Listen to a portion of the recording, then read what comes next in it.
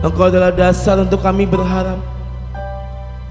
Engkau adalah dasar untuk kami percaya kepadamu Tuhan. Mari Bapa, biar di dalam hidup kami Tuhan, terus Tuhan, kami jadikan Engkau satu-satunya pusat dalam hidup kami. Kami menjadikan Engkau dasar yang kuat dalam hidup setiap kami. Dan kami menjadikan Engkau Tuhan satu-satunya Allah yang kami percaya dalam hidup setiap kami Tuhan. Mari Bapa, biar malam ini Tuhan Engkau berbicara dalam hidup setiap kami Tuhan. Kami siap menerima sebagian dari firman-Mu karena kami percaya biarlah firman-Mu yang akan membangun hidup kami, yang akan menguatkan hidup kami. Dan kami percaya tiba waktunya Tuhan kami bisa menjadi berkat buat setiap teman-teman kami, buat kedua orang tua kami dan juga saudara-saudara kami Tuhan. Kami percaya Bapa, biar malam ini Tuhan, mari Tuhan Kau yang beracara di tengah-tengah setiap kami, biar jadi seperti yang Tuhan inginkan. Terima kasih, hanya di dalam nama Yesus kami berdoa dan kami mengucap syukur. Mari yang siap dengan firman Tuhan katakan amin. Oke, berduduk kembali teman-teman ya. Siapa yang kehujanan? Ada? Mungkin saya boleh minta baris keempat jangan diisi, jadi isi baris 2, baris 3 boleh ya.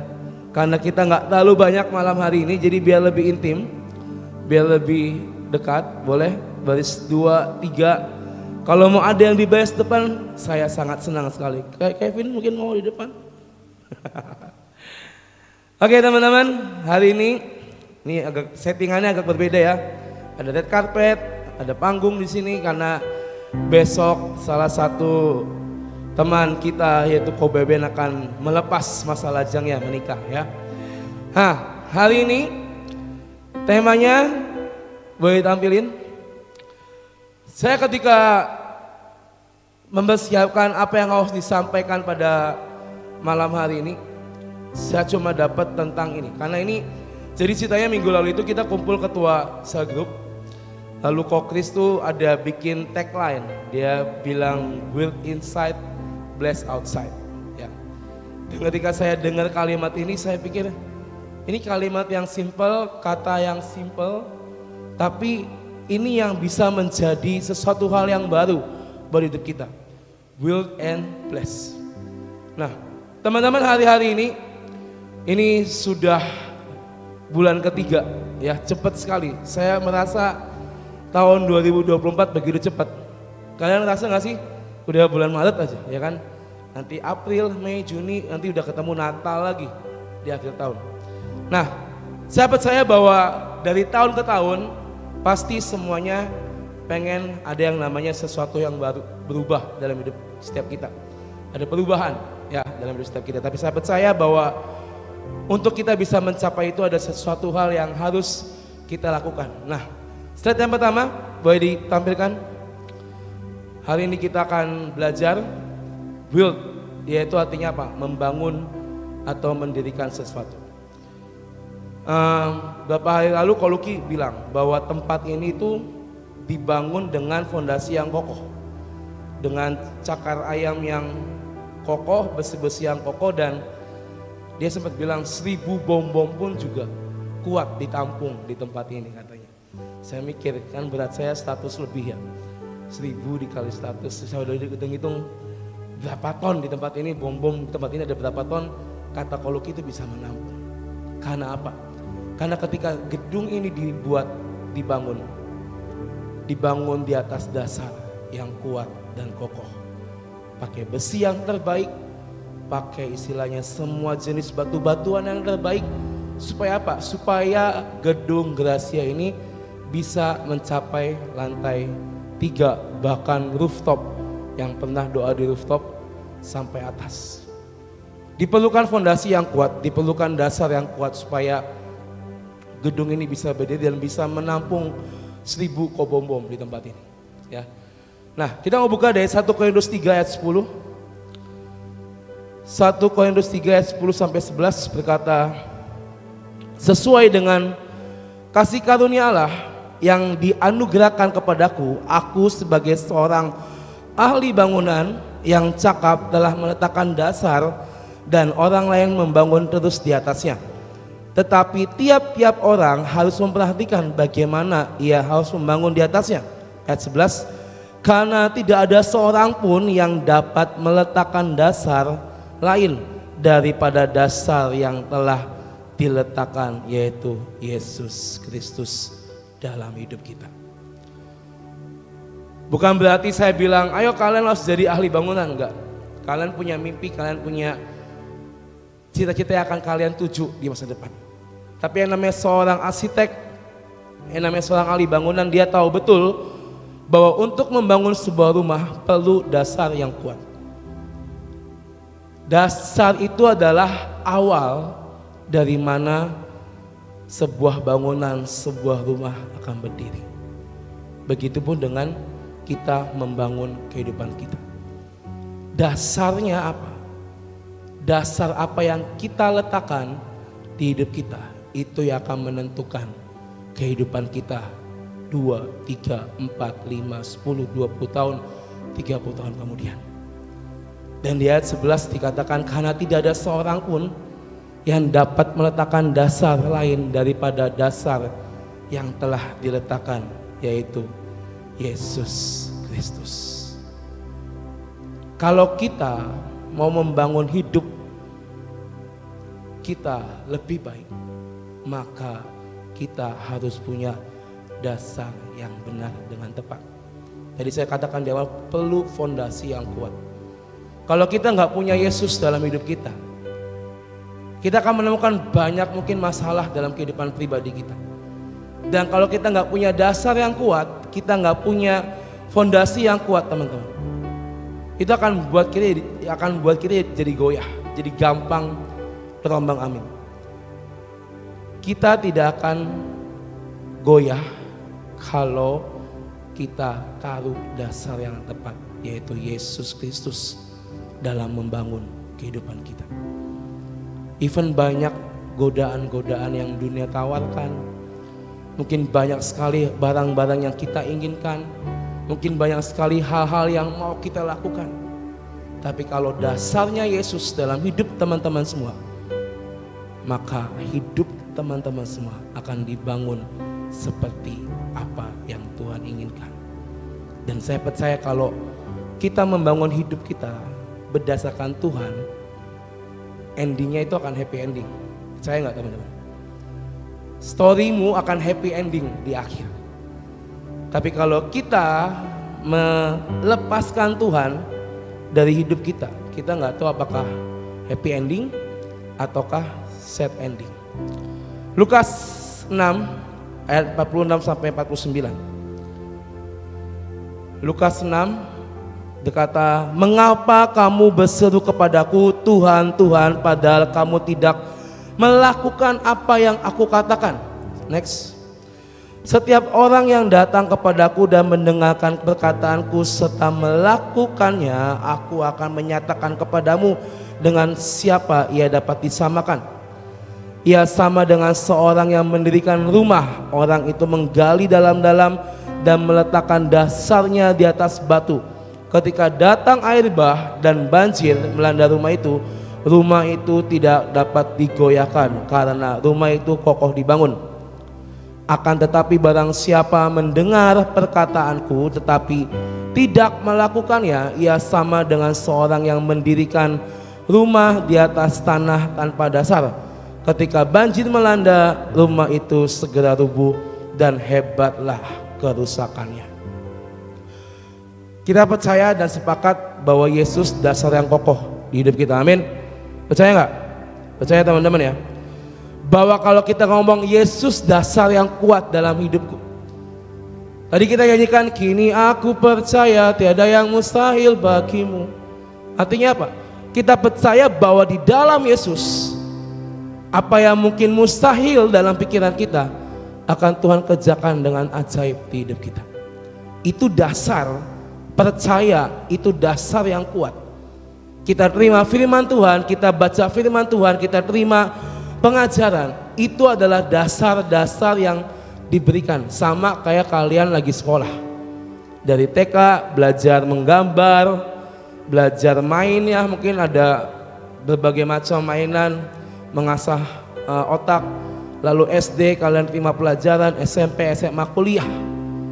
Itu adalah dasar-dasar yang kalian terima supaya apa? Supaya di masa dewasa nanti kalian punya sesuatu ilmu yang kalian pegang. Jangan sampai kita sudah tahu bahwa itu adalah dasar yang harus kita terima, pelajaran-pelajaran di sekolah yang harus kita terima, tapi kita nggak mau terima, maka kita nggak akan jadi apa-apa. Seperti yang tadi berkata, kalau kita menggali dalam kita melakukan seperti apa yang Tuhan perintahkan, Tuhan berkata, dan kita melakukannya, maka akan menjadi sebuah dasar yang kuat, bangunan yang kokoh. Even air bah datang, nggak akan pernah goyang. Tapi kalau kita nggak ngelakuin apa yang Tuhan firmankan dalam hidup kita, misalnya kita dapat pelajaran dari guru-guru kita dan kita nggak mau ngerjain tugas, nggak mau belajar, besok mau ujian, bentar lagi kelas 12 mau ujian, dan kalian mungkin nggak mau belajar, udahlah bisa tanpa belajar.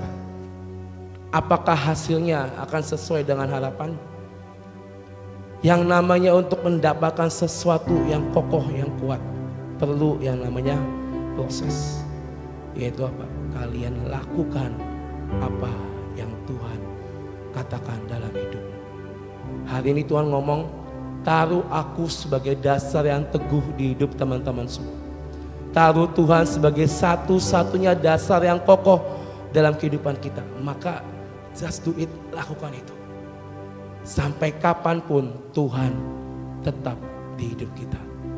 Sering kita dengar, jangan tukarkan Tuhan dengan apapun di dunia ini. Banyak yang menarik yang dunia tawarkan. Banyak mungkin dosa-dosa yang menarik yang mungkin bisa membuat kita jatuh dalam dosa. Tapi kalau dasarnya kuat di sini, kita punya Tuhan, maka saya percaya kamu gak akan pernah tergoyahkan oleh apapun.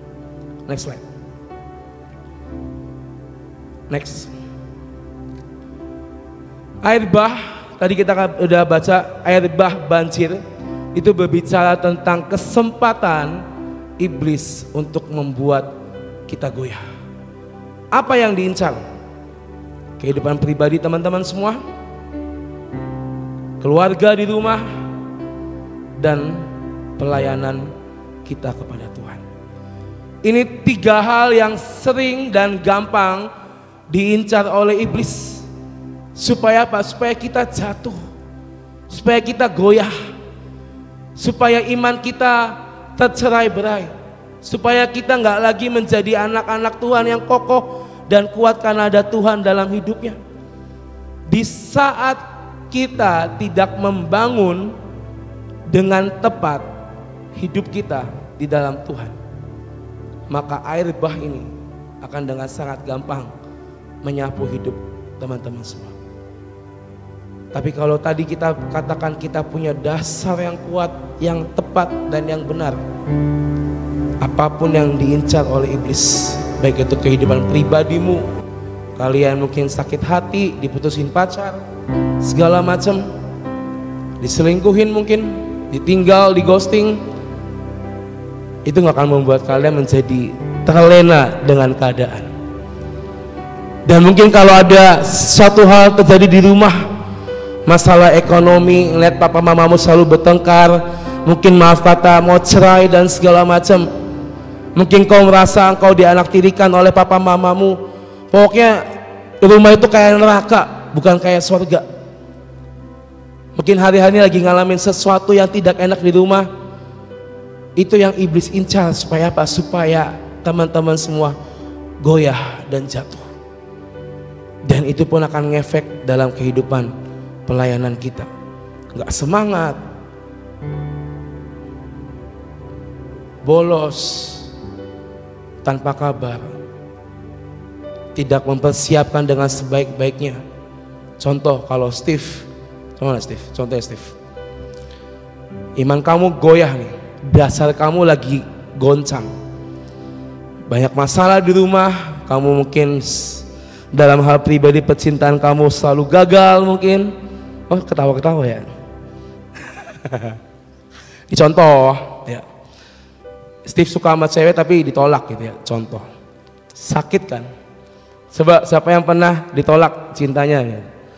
Ada guys? Hah? Siapa? Saya nggak ditolak, cuma diputusin. Contoh ya Tip, pokoknya dalam hidup pribadi kamu lagi hancur, terus balik ke rumah ngeliat papa mama kamu berantem, kamu juga sama Cici juga hubungannya lagi nggak bagus, lalu itu akan berefek pada pelayanan kamu. Udah tahu hal ini WL, tapi kamu tidak prepare lagu dengan sebaik-baiknya, nggak prepare dengan sesungguh-sungguhnya, dan akhirnya yang dilakukan ala kadarnya dari kehidupan Steve. Apakah itu bisa menjadi berkat buat teman-teman yang datang hari ini? Lagunya bersorak, lalu Steve akan dengan bersorak, nih mukanya kayak gini, nyatakan. Enak gak dilihat kalau Steve kayak gitu? Dip, coba nanti ngaca ya, kamu di rumah tuh pegang apa, nyanyi tapi muka kamu cemberut. Coba lihat enak atau enggak dilihatnya. Nah teman-teman, hal-hal inilah yang mungkin gampang diracuni oleh iblis. Supaya apa? Supaya kita jadi mundur, jadi kendor. Tapi Tuhan bilang bahwa bangunlah dasar yang kuat, bangunlah kehidupan yang kuat bersama dengan Tuhan. Karena itu adalah senjata, itu adalah hal dasar yang akan dipakai sampai nanti kita kembali ke surga. Next slide. Dan hari ini hubungannya apa sih? Build and bless, membangun dan menjadi berkat atau memberkati. Untuk menjadi berkat dikatakan start dari diri kamu sendiri. Kamu mau melihat orang itu berubah, kamu mau melihat teman kamu diubahkan, cek diri kita, apakah kita juga udah berubah. Kadang nih ya, kita sebagai anak-anak muda nih terjebak dalam situasi kita nuntut orang buat berubah, tapi kita nggak mau berubah. Contoh Kevin. Ini Kevin orangnya nyebelin banget gitu. Ngomongannya tajam, misalnya suka nyindir-nyindir gitu kan. Gue nggak suka nih sama Kevin. Ah, Vin lu kayak gitu Vin. Tapi tanpa sadar kau bom juga suka ngomong kayak gitu. Sese, gimana sih kamu tadi WL-nya? Nggak ada hadirat Tuhan. Ini yang paling sering dalami oleh WL gitu kan. Nggak doa, ya kan? Gimana sih nyanyi gitu aja fales gitu kan? Dan ketemu Kevin, Vin, dulu harus berubah Vin, nggak bisa kayak gini terus. Kadang kita menuntut orang buat berubah, tapi nggak mau dimulai dari hidup kita. Makanya untuk kita menjadi berkat, start from yourself. Next, apa yang harus dibuild, yang harus dibangun hari-hari ini dalam hidup kita? Yang pertama, build connection, punya hubungan sama Tuhan. Kok ini gue udah sering dengar kok, emang harus punya hubungan sama Tuhan. Tapi pertanyaannya, kalian tetap terkoneksi atau enggak? Sama kayak handphone, wifi-nya selalu nyala. Kalian di rumah punya wifi, pulang keluar dari rumah kan pasti lost, di jalan kan nggak ada wifi, ya kan? Nanti balik lagi ke rumah tersambung lagi. Ini HP saya ini rada aneh. Jadi wifi-nya selalu nyala. Misalnya pagi mau berangkat kerja masih nyambung, saya kerja pulang tuh masih nyala di HP. Begitu saya nyampe kamar nggak langsung connect teman-teman. Saya mesti buka dulu ke setting, diklik nama wifi-nya, di situ ditulis kata sandi salah. Padahal kan otomatis tersambung. Nah itu yang kadang terjadi dalam hidup setiap kita. Apa yang harus dibangun? Build connection with God. Dengan kata lain, hidup serupa dengan Tuhan.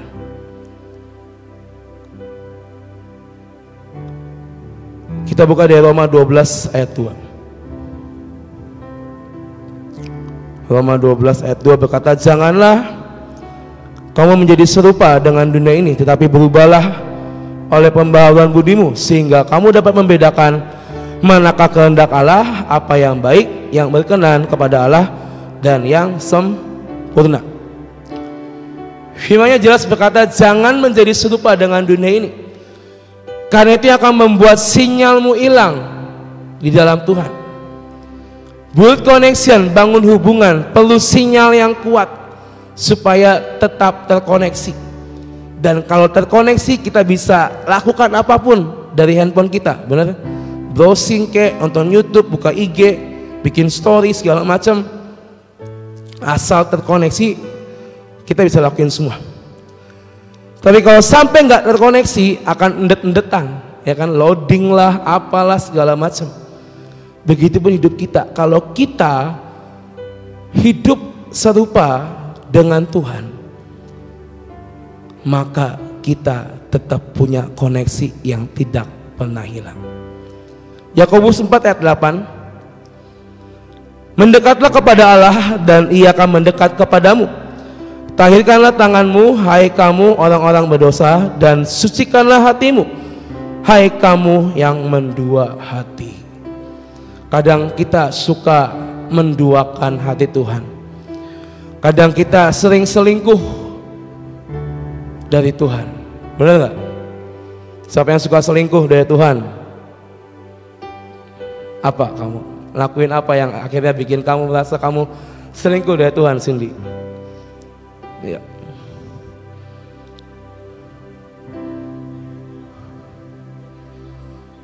Apa? Oke. Cindy bilang kalau lagi sad, lagi kecewa, gak mau Tuhan-Tuhanan lagi. Itu selingkuh. Udah tahu punya pacar yang baik hati, ya kan? Pacar yang care, setia, tidak pernah meninggalkan, tapi karena suatu masalah, baper, sedih, akhirnya Cindy selingkuh dari Tuhan. Apalagi gadget kalian, games kalian, itu bisa bikin kalian selingkuh dari Tuhan, teman-teman. Tapi hari ini Tuhan pengen mendekatlah kepada Allah, maka Ia akan mendekat kepadamu. Inilah yang akan membuat kita build connection dengan Tuhan. Punya koneksi yang kuat, sinyalnya mungkin 4G, 5G, 6G, 7G mungkin tidak akan pernah hilang. Mau nggak mau, next. Mau nggak mau, suka nggak suka, kita punya identitas sebagai anak-anak Allah. Kita punya Bapa, yaitu Tuhan. Dan namanya anak sama Bapak itu punya koneksi, benar? Siapa di sini yang kalau pulang ke rumah nggak pernah ngobrol sama papanya, at least sama mamanya, gitu kan? Ada mamanya ngomong apa kalian diam aja. Siapa sih yang lagi ngomong, kan? Misalnya Chris, nanti Ken akan bertumbuh menjadi anak yang lucu.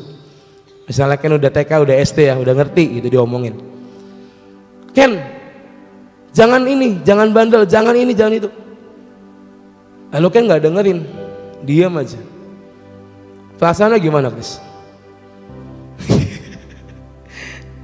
Tegur ya. Sedih nggak? Maksudnya aku mau bilangin kamu loh nak, ya supaya kamu tuh jangan seperti itu. Tapi kenapa kamu nggak mau denger? Sedih nggak? Oke, beranjak Ken udah SMP SMA, ya kan? Ngelakuin hal yang tidak seharusnya dilakukan. Ini contoh ya, Ve, contoh ya Ve. Ya kan pasti lagi streaming ya Ve, ya kan? Contoh misalnya Ken ngelawan orang tua, ngelawan Ve, ngelawan Chris, dikasih tahu nggak mau nurut, sedih nggak hati Ve dan Chris? Coba Ve silakan jawab. Sedih, oh ya sedih. Pasti sedih. Anak yang udah dilahirin, dididik, disayang, ya, dimanja, suka mainan sama bapaknya, ya kan? Saya pernah sering lihat foto-foto Chris dan anaknya itu luar biasa lucu sekali. Ya, kadang di luar nalar gitu kan, ini kenapa bapaknya kayak gini gitu kan? Ada tuh pernah foto apa yang gue komen ya Chris? Ini pasti ulah bapaknya nih saya bilang. Nah, anak yang udah kita sayang, dididik, dikasihi, dengan sering berjalannya waktu menjadi anak yang gak mau dengar apa kata orang tuanya. Itu yang membuat koneksi yang tadinya kayak anak Asyanti ya gini kan. Dulu anak Asyanti kan gini. Akhirnya mulai kendor, lepas. Gak mau dengar, gak punya koneksi, dan akhirnya hilang koneksi dengan Bapak. Sinyalmu, koneksimu jangan kayak handphone di ruangan indoor yang full dengan tembok. Suka hilang-hilangan guys. Ya, pat biar. Jangan kalau seperti handphone dalam hutan belantara yang tidak ada sinyal, kita sampai gini-gini. Yang sering pelayanan ke pulau-pulau pasti pernah ngalamin di laut gini-gini, ada sinyal nggak, dikocok-kocok segala macam padahal nggak ngefek, ya kan? Jangan kita hilang-hilangan sinyalnya sama Tuhan, tapi tetap terkoneksi, always on di dalam Tuhan. Amin. Ya, jangan sampai koneksimu, sinyalmu putus-putus atau hilang-hilangan. Caranya gimana? Ya tadi, mendekatlah kepada Allah, maka Ia akan mendekat kepadamu. Jangan serupa dengan dunia, tapi serupalah dengan Tuhan. Itu cara yang bisa membuat koneksimu always on di hadapan Tuhan. Amin. Yang kedua, ada yang namanya build quality, membangun kualitas hidup kita. Hidup kita harus berkualitas. Artinya apa? Ada Tuhan dan Roh Kudus di dalam kita. Orang akan melihat seorang Melin, hai. Orang akan melihat Melin yang baik hati, atau orang akan melihat Melin yang judesnya setengah mati. Ya, dipanggil-panggil cuek, buang muka, gitu kan? Melin, halo, senyum dong. Nah, orang akan melihat, wah ini Melin baik sekali, murah senyum, selalu tersenyum, selalu ramah, ya kan? Bandingkan dengan kalau lihat Melin mukanya asem, judes, diajak ngobrol cemberut, jutek, jawab kisahnya kita nanya, jawabnya ala kadarnya, ketus. Enak gak coba teman-teman? JJ lah sebagai teman terdekatnya. Kalau si Melin kayak gitu, enak gak? Lebih milih Melin yang pertama, Melin yang kedua? Yang pertama, yang murah senyum, apa? Yang ketiga? Mana? Jangan jadi yang ketiga guys, ya. Pasti yang JJ akan milih Melin yang baik hati, murah senyum, enak diajak ngobrol. Itu bukti bahwa Melin punya kualitas hidup yang baik. Bagaimana kita bisa hidup berkualitas? Dikatakan izinkan Tuhan dan Roh Kudusnya tinggal di dalam hidup kita. Yohanes 15 ayat 4 sampai 5. Bentar ya, haus guys. Ada yang mau minum? Ada anak mau minum? Ketawa baik ya anak. Yohanes 15 ayat 4 sampai 5. Tinggallah di dalam aku dan aku di dalam kamu. Ini aku nih Tuhan ya, Tuhan bukan manusia. Sama seperti ranting yang tidak dapat berbuah dari dirinya sendiri. Kalau ia tidak tinggal pada pokok anggur, demikian juga kamu tidak berbuah jikalau kamu tidak tinggal di dalam aku. Ayat 5. Akulah pokok anggur dan kamulah ranting-rantingnya. Barang siapa tinggal dalam aku dan aku di dalam dia, ia berbuah banyak, sebab di luar aku kamu tidak dapat berbuat apa-apa. Untuk kita punya hidup dengan kualitas yang baik, maka taruh Tuhan, tinggal dalam Tuhan, kita di dalam Tuhan dan Tuhan di dalam kita.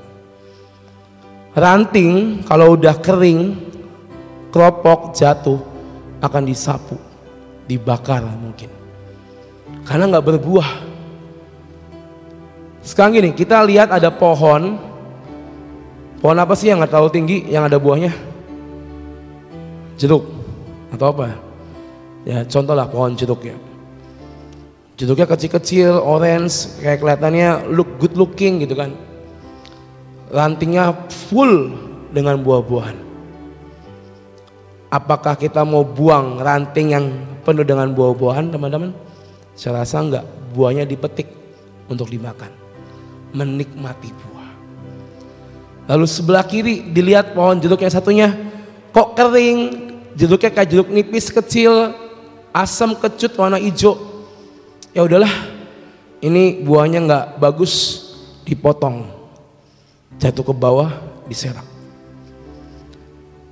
Kualitas A, kualitas number one ketika hidup kamu bisa berbuah di dalam Tuhan. Tapi kalau kamu tidak menghasilkan buah yang baik, maka kamu akan punya kualitas yang tidak baik juga. Barang ori sama barang second. Ya sekarang second juga ada yang bagus sih, cuma tetap ori itu paling oke. Kalian pilih mau kualitas yang original atau kualitas yang second yang tidak baik. Itu pertanyaan buat teman-teman semua pada malam ini. Kalau kamu mau punya kualitas hidup yang baik, yang pas, maka taruh Tuhan, Roh Kudusnya, hidup dalam Tuhan dan menghasilkan buah yang baik. Tujuan orang Kristen apa sih? Hidupnya berbuah, bener gak sih? Bener gak?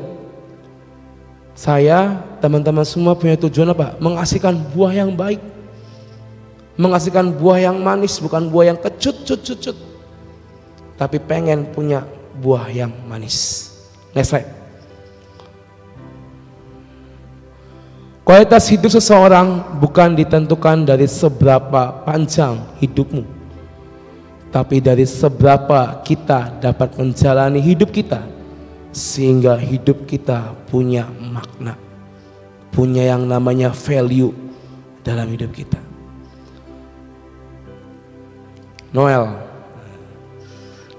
akan lebih memilih dikenal sebagai Noel yang good boy atau bad boy. Ini bisik-bisik. Pasti akan milih good lah ya. Karena kita ini nggak bisa ngarahin mulut orang, teman-teman. Sekalinya kita ngelihat Noel, Noel tuh jalan sama cewek lain, contoh ya guys.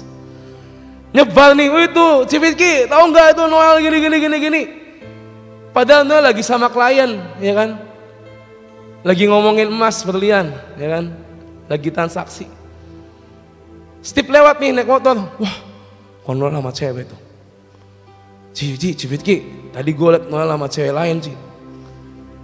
Nah, kadang ya kita tuh nggak bisa ngerem mulut orang.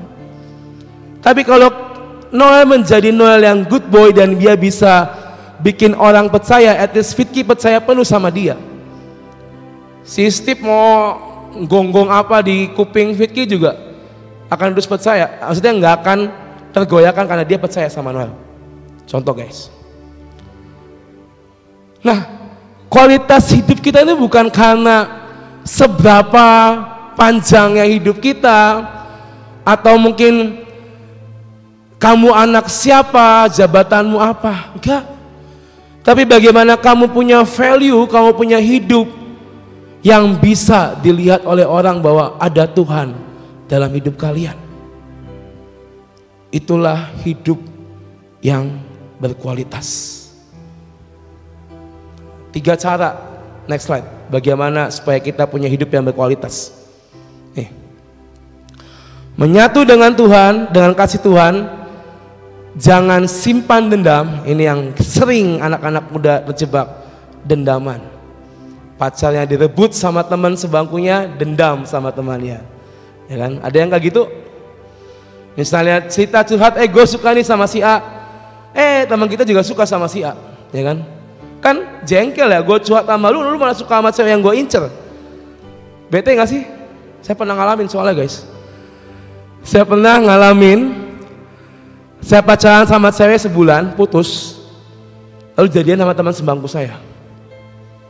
Tiap hari dia BBM-an, dulu zamannya BBM. Gini nih, ditunjukin ke saya sambil ngetik. Kan bete guys. Saya dendam sama teman saya tuh. Udah, besok lu nggak usah duduk sama gua, pindah. Saya bilang. Hari itu saya dendam sedendam-dendamnya. Saya mikir, wah ini pasti sebelum saya putus, ini anak udah deketin. Ya jangan putus hari Selasa, Kamis jadian. Kan aneh guys, gitu kan. Selasa putus sama gua, Kamis jadian. Di sekolah lagi. Kan bete, gitu kan. Dendam, kesumat.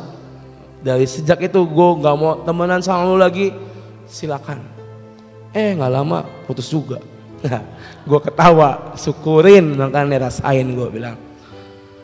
Nah, kadang kita itu suka nyimpen dendam, dendaman sama orang. Kita dijahatin orang, kita mau jahatin balik. Padahal kan firmannya, kalau kamu tampar pipi kiri, kasih pipi kanan. Ada yang mau saya tampar? Cobain sini. Janganlah kita, saya waktu Kamis kemarin devotion di SD bagi tentang berbuat baik. Saya bilang sama anak-anak SD, kalau ada yang nakalin teman adik-adik semua, saya bilang jangan kalian balas nakalin balik. Tapi kalian harus belajar berbuat baik sama teman-teman kamu, saya bilang. Nah, hal-hal seperti ini yang bisa membuang rasa dendam di hidup kita. Dendam sama pacar mungkin, dendam sama mantan, dendam sama teman, sama siapapun lah. Jangan itu ada dalam hidup kita. Kalau kita mau berkualitas, jangan sampai ada simpan dendam dalam hidupmu. Yang ketiga, nih, jaga perkataan dan perbuatan. Mulut sama action ini nih, tangan, badan kita itu kayak saling terkoneksi. Maaf kata, kita ngomong kasar, dasar lu A, gitu kan. Tangan lu sampai dasar lu A, gitu kan. Dasar lu B, gitu kan. B2 lu, gitu kan. Sering lah ya. Saya juga dulu kayak gitu. Kalau kita nggak bisa jaga perkataan dan perbuatan kita, bagaimana orang mau melihat kita punya kualitas hidup yang baik, teman-teman? Menyatu dengan kasih Tuhan, jangan simpan dendam, jaga perkataan dan perbuatan, maka kamu akan punya hidup yang berkualitas. Amin. Next, saya akan dengan cepat, masih ada 50 slide lagi guys. Enggak, 8 lagi ya. Saya tadi malam tuh, jujur ya, saya ini baru rampung, ini jam 2. Jam 2 saya langsung ya, Mas tolong bikinin PPT. Saya mau tidur, saya mau PW pagi gitu kan. Saya pikir tuh sedikit karena saya kirim kamu tuh cuma gak panjang gitu kan. Pas tadi sore dia kirim, Mas ini yakin tah 28 slide, saya bilang panjang pisan, saya bilang mau berapa jam?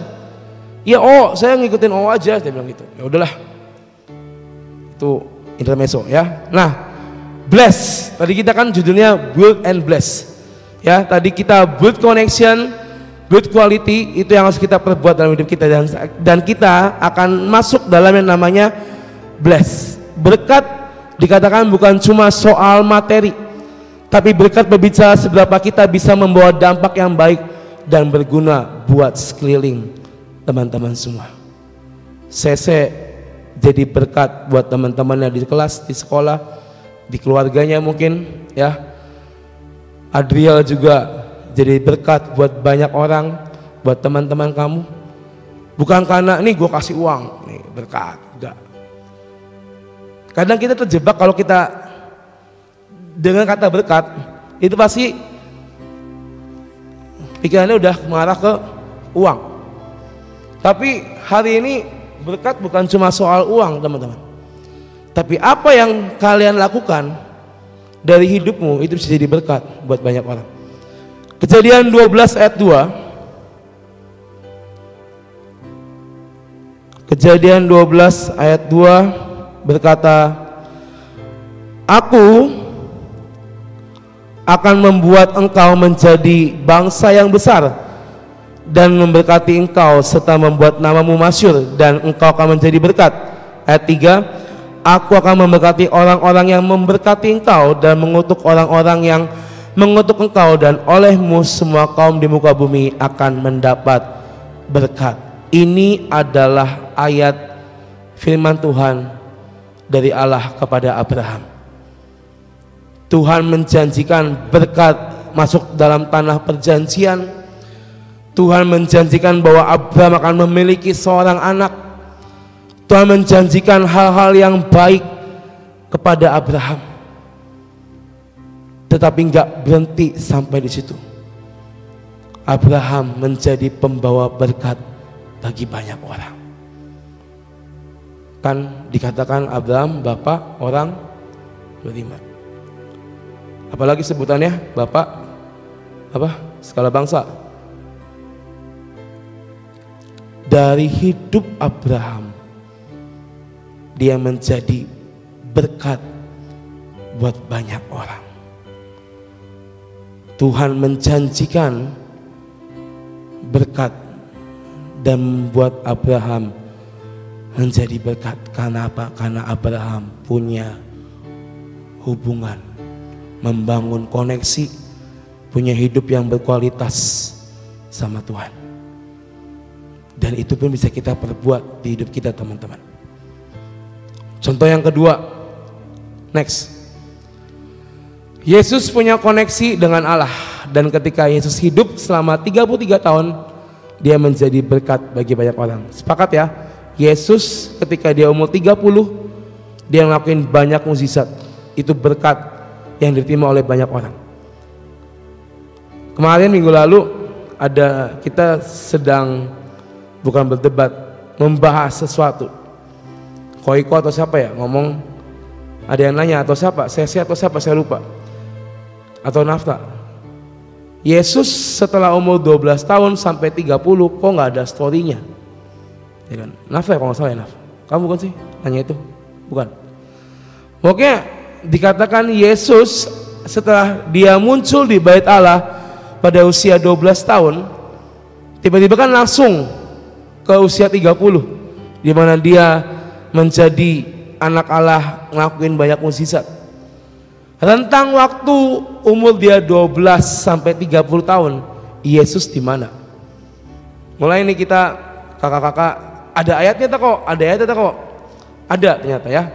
Lukas 2 ayat 51 sampai 52. Berkata, lalu Yesus pulang bersama-sama mereka ke Nazaret, dan Yesus tetap hidup dalam asuhan bapak dan ibunya, dan ibunya menyimpan semua perkara itu dalam hatinya.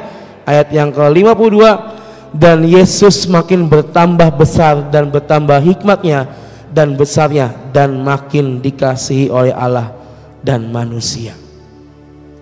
Yesus setelah 12 tahun dia muncul di bait Allah.